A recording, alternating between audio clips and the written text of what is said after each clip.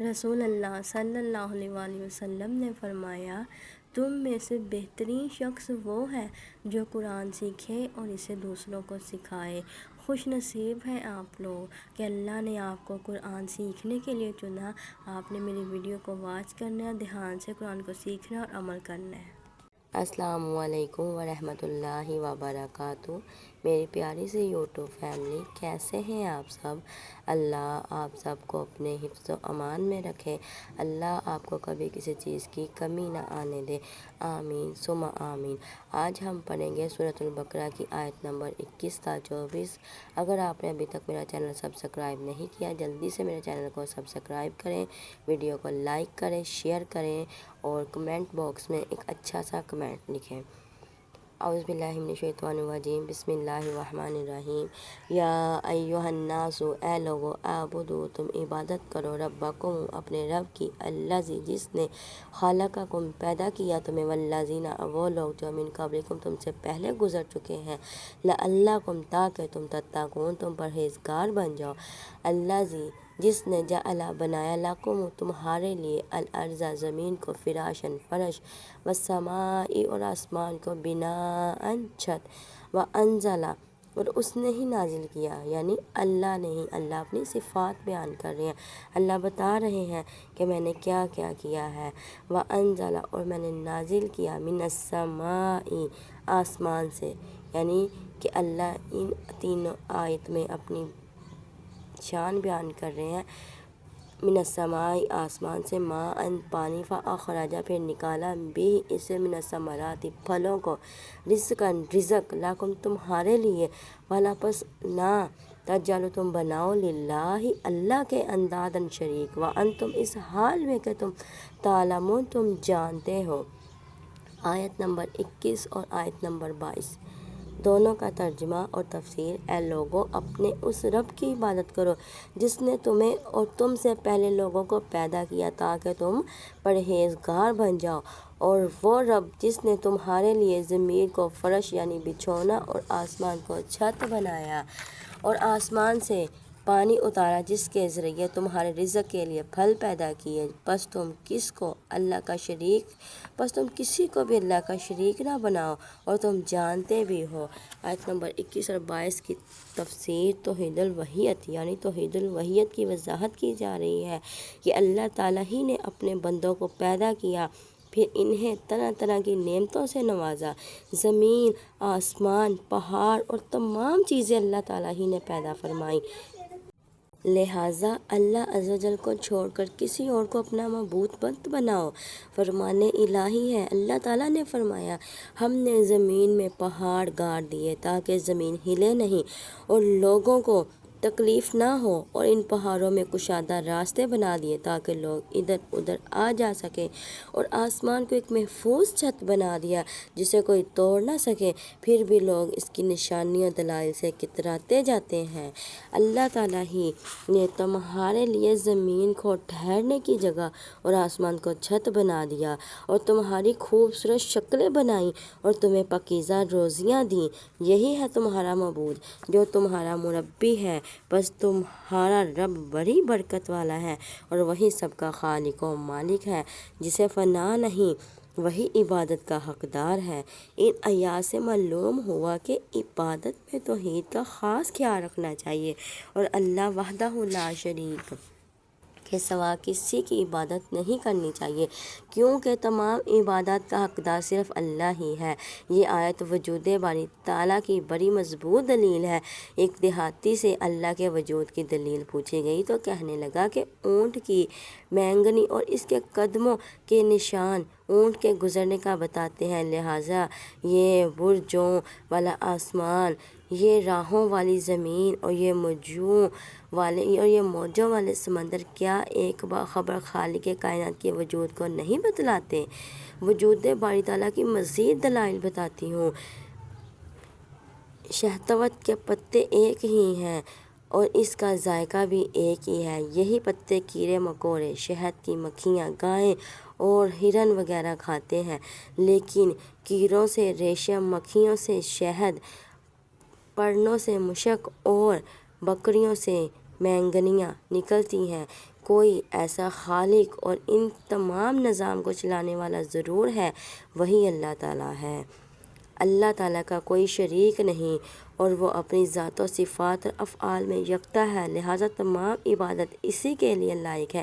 طرح طرح کے پھلوں اور پھولوں سے لدی ہوئی شاخوں کو دیکھو اور ہر قسم کی لذیذ میووں پر غور کرو، دیکھو سب کی زمین ایک، پانی ایک، ہوا ایک، روشنی ہی ایک، مگر شکلیں جدا گانا، خوشبو الگ الگ، رنگت مختلف، ذائقہ جدا جدا اور فوائد الگ الگ ہیں۔ کیا یہ ساری مخلوق کسی خالق کی ہستی، اس کی ذات اور اس کی وحدانیت پر دلالت نہیں کرتی؟ بتائیے مجھے۔ شرک بڑا سنگین گناہ ہے۔ نبی کریم صلی اللہ علیہ وسلم سے پوچھا گیا کہ سب سے بڑا گناہ کیا ہے؟ آپ صلی اللہ علیہ وآلہ وسلم نے فرمایا، اپنے خالق کے ساتھ کسی اور کو شریک کرنا۔ ایک صحابی رضی اللہ تعالیٰ عنہ نے آپ صلی اللہ علیہ وسلم سے کہا، جو اللہ اور آپ چاہیں۔ آپ صلی اللہ علیہ وسلم نے فرمایا، تو نے مجھے اللہ کا شریک بنا دیا۔ یوں کہو، جو تنہا اللہ چاہے۔ اللہ ایک ہے، اس کا کوئی شریک نہیں، پھر جان بوجھ کر کیوں اللہ کا شریک بناتے ہو؟ اللہ کی عبادت کرو، اس کے ساتھ کسی کو شریک نہ ٹھہراؤ۔ جس شخص نے دور جہالت کی کوئی شرک یا پکاری تو وہ جہنم کا ایندھن بنے گا۔ یہ ہے قرآن پاک کی سورۃ بقرہ کی آیت نمبر 21 اور 22۔ ان آیتوں میں اللہ تعالیٰ نے کیا کیا بتایا، آپ کو سمجھ آیا ہوگا۔ دیکھیں، قرآن کو سیکھیں، قرآن کو پڑھیں کہ اللہ ہمیں کیا بتا رہا ہے، اللہ ہمیں کیا سمجھا رہا ہے، اللہ ہمیں کیا کچھ سمجھانے کی کوشش کر رہا ہے۔ اگلی آیت نمبر 23۔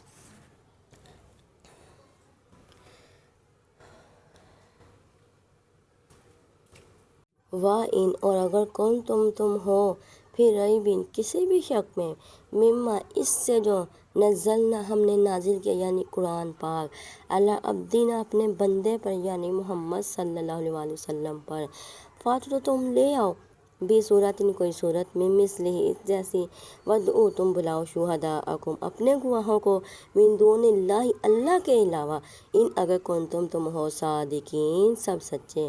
اور اگر تمہیں اس قرآن میں شک ہو جو ہم نے اپنے بندے محمد صلی اللہ علیہ وآلہ وسلم پر نازل کیا ہے، تو اس جیسی ایک ہی صورت بنا لاؤ اور اللہ کے سوا اپنے تمام مددگاروں کو بھی بلا لو اگر تم سچے ہو۔ آیت نمبر 23 کی تفسیر۔ اعجاز قرآن کفار سے خطاب کر کے ان سے مطالبہ کیا جا رہا ہے کہ ہم نے جو قرآن اپنے بندے محمد صلی اللہ علیہ وآلہ وسلم پر اتارا ہے، اگر تمہیں اس میں شک ہے تو تم بھی اپنے تمام مددگاروں سمیت پورا زور لگاؤ اور قرآن کی ایک چھوٹی سی آیت کی طرح صورت بنا کر دکھاؤ۔ فرمان الہی ہے۔ اللہ نے فرمایا، آپ فرما دیں کہ اگر انسان اور جن جمع ہو کر یہ چاہیں کہ اس جیسا قرآن بنا لیں تو ناممکن ہے، اگرچہ وہ ایک دوسرے کی مدد بھی کریں۔ کیا یہ لوگ کہتے ہیں کہ قرآن کو آپ صلی اللہ علیہ وسلم نے خود گھڑ لیا ہے؟ آپ صلی اللہ علیہ وسلم فرما دیں، اگر تم سچے ہو تو تم بھی اس جیسی 10 صورتیں گھڑ لاؤ اور اس کام کے لیے اللہ کے سوا جن کو بلا سکتے ہو سب کو بلا لو۔ اللہ تعالیٰ کے علاوہ یہ قرآن کوئی اور بنا کر لا ہی نہیں سکتا۔ یہ تو پہلی کتب کو سچا بنانے والا اور اللہ رب العزت کے احکام پر مفصل بیان کرنے والا ہے، جس کے رب العالمین کے کلام ہونے میں کوئی شک نہیں۔ بار بار مکہ معظمہ میں اور مدینہ منورہ میں ان لوگوں سے مطالبہ کرنا جن کی مادری زبان عربی تھی، جن کو عربی زبان میں بہت ہی ان کو اہمیت صلاحیت حاصل تھی، جن کو اپنی فصاحت و بلاغت پر بڑا ناز تھا، اور جو آپ صلی اللہ علیہ وسلم کی جانی دشمن تھے اور آپ صلی اللہ علیہ وسلم کے دین کو کچلنے کے لیے بیٹھے تھے، اور ان کے اس کام کے کرنے سے عاجز آ جانا اس بات کی واضح دلیل ہے کہ یہ کلام ربانی ہے۔ آج تک کوئی ایسا کلام نہیں بنا سکا اور نہ ہی قیامت تک کسی سے ایسا ممکن ہے، بھلا مخلوق خالق کے کلام کا مقابلہ کیسے کر سکتی ہے؟ اللہ تعالیٰ کی ذات اقدس کی طرح اس کا کلام بھی بے مثال ہے، سبحان اللہ۔ رسول اکرم صلی اللہ علیہ وآلہ وسلم کا خصوصی معجزہ۔ رسول اکرم صلی اللہ علیہ وسلم نے فرمایا ہر نبی کو کوئی نہ کوئی ایسا معجزہ ضرور دیا گیا ہے جس کی وجہ سے لوگ ان پر ایمان لائے۔ مجھے قرآن کا معجزہ عطا ہوا، یعنی مجھے خصوصیت سے معجزے کے طور پر قرآن دیا گیا ہے جس کا مقابلہ کرنے سے لوگ عاجز ہیں۔ قرآن کی ہر صورت میں کرامت ہے، خواہ بڑی ہو یا چھوٹی صورت۔ امام شافعی رحمۃ اللہ علیہ نے سورۃ العصر کے بارے میں فرمایا کہ اگر لوگ صرف اسی صورت میں غور و فکر کر لیں تو یہی انہیں کافی ہے۔ آگے آیت نمبر 24 کا ترجمہ اور تفسیر پڑھتے ہیں کہ اللہ ہمیں آیت نمبر 24 میں کیا سمجھانا چاہ رہے ہیں، کیا بتانا چاہ رہے ہیں۔ فائن اگر لم نہ تفعلوا وہ کر سکے، والن اور ہرگز نہیں تفعلوا وہ کر سکے، یعنی قرآن جیسی کوئی صورت بنا سکے۔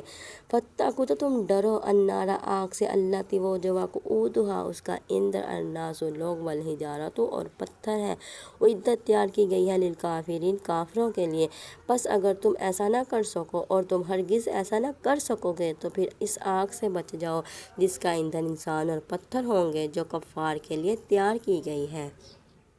جہنم کا ایندھن دنیا میں معبود بنائے جانے والے پتھر اور کفار ہوں گے، فرمان الہی ہے۔ لیکن جو ظالم ہے وہ تو جہنم کا ایندھن ہے۔ بے شک تم اور جس کی تم اللہ کے علاوہ عبادت کرتے ہو سب جہنم کا ایندھن ہے، تم سب جہنم میں جانے والے ہو۔ اگر یہ حقیقی معبود ہوتے تو جہنم میں نہ جاتے اور وہ سب ہمیشہ جہنم میں رہیں گے۔ پتھروں سے مراد حجارت، ان سے گندک کے ٹھوس سیاہ اور بدبودار پتھر مراد ہے۔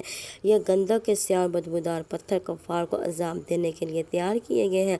جب یہ گرم کیے جاتے ہیں تو ان کی گرمی بے پناہ ہوتی ہے، اور اللہ تعالیٰ ہم پر رحم کرتے ہوئے ہمیں جہنم سے محفوظ رکھے، آمین ثم آمین۔ فرمان الہی ہے۔ جب وہ جہنم کی آگ بجھنے لگے گی تو ہم ان کافروں کے لیے اور برقع کر دیں گے۔ جہنم آج بھی تیار ہے۔ جہنم کے وجود پر اور بھی بہت سے دلائل ہیں۔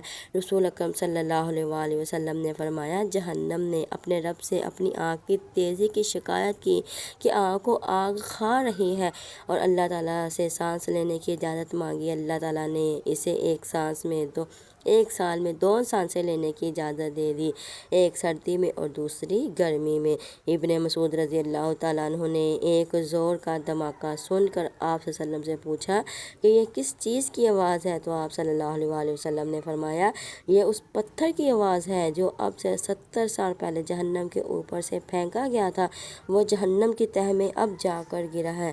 ان احادیث اور واقعہ معراج سے بھی معلوم ہوتا ہے کہ جہنم آج بھی تیار ہے۔ دیکھیں جہنم کی گہرائی کتنی ہے۔